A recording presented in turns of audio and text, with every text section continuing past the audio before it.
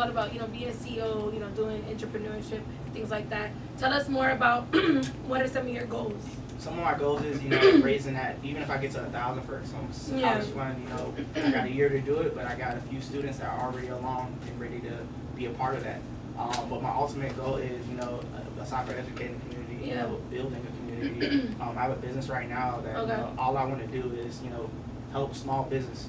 Yeah. And that's it. So what do you tell a kid that's like, let's say he's transitioning from being on the streets and like selling or whatever, and he's like, I don't know, I want to start a business, but he doesn't know where to start. Like, what do you tell him? You talking about professionally? Because I still got 9 to 5. You talking about what I tell him? Just in general, like, what advice do you give him? Like, how do you help him to transition from that mentality, like just being in the street, making like a quick dollar, and actually putting his money into investing and actually putting together a business plan and things like that. Like, how do you advise a kid, like, since you work so much for youth, we both work with youth? That's exactly why I started the stream program.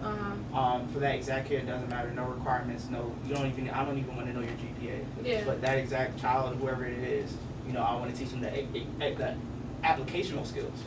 You know how to stay motivated. You know what's going on in the world right now, but what about the applicational skills? Hey, specifically, that's why I want to work with the small businesses and the small business leaders. That way, when the kid gets a scholarship, he already has a plan. There was a kid I met yesterday, and I meet kids all the time. You probably meet them all the time. Kids I don't know. Kids I don't know. All the time. You got to keep meeting them. Yeah. They come to you. Yeah, they come to you. That's why you build the company. That's why you build the business. You want to help out the youth. Yeah. So, you ever had a time? I want to teach them entrepreneurship. That's it. Yeah. That's a key goal. So even if you graduate, entrepreneurship.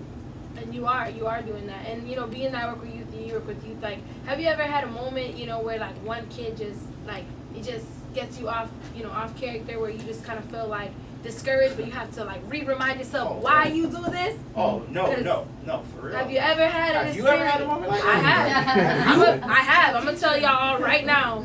My first year of teaching, my car was stolen by a 12-year-old. Hey, man, that's first year. Still alive? Yeah, but sometimes you have to. Well, no, he never got caught. What happened? So I'm about to tell you. So like my very first year, I was okay. I'm not trying to. Long story short, I was picking up a job for somebody that was a substitute, and they got fired because they were locked up for stealing. So then I went ahead and took over as the teacher. It was my first year of teaching, and then the last day of school, I was looking for my car. This was like 5 years ago. I was like, hey, where's my car? Dude, and the freaking car was stolen by a 12-year-old. Not only that, it was involved in a hit and run. Total. Never got caught. You ain't valet park your car back. But wait, actually it was my ex's car. But here's the thing. There's a plot twist. Comes around. No, but listen. But the point is that I believe, being that I work with like homeless youth, at-risk kids in JDC, I feel like I had to go through that to know why I need to work with them, because if they were taught that, they see their cousins stealing cars, they see their older brother, they're literally just doing what they see. So we have to like teach them, because I had thought about it, because he never got caught, but I asked myself, would I press charges if he didn't get caught? Exactly. And I said no, because that will change his life. If you press charges and then he has this stigma as he gets older, you know what I'm saying? Like, oh, he's just this kind of kid. It's like, well, what if he changes? What if he realizes that, he doesn't want to be in that life? So, long story short, we know, because we both work with youth, that sometimes we get really challenged. Of course. And we want to say, man, bump these kids, right? Yeah, bump them. Man, at least every day, like, break it down. But we love them because they're the future, and they need, you know what I'm saying, us to really pour into them. You know what's real? Yeah. That's exactly.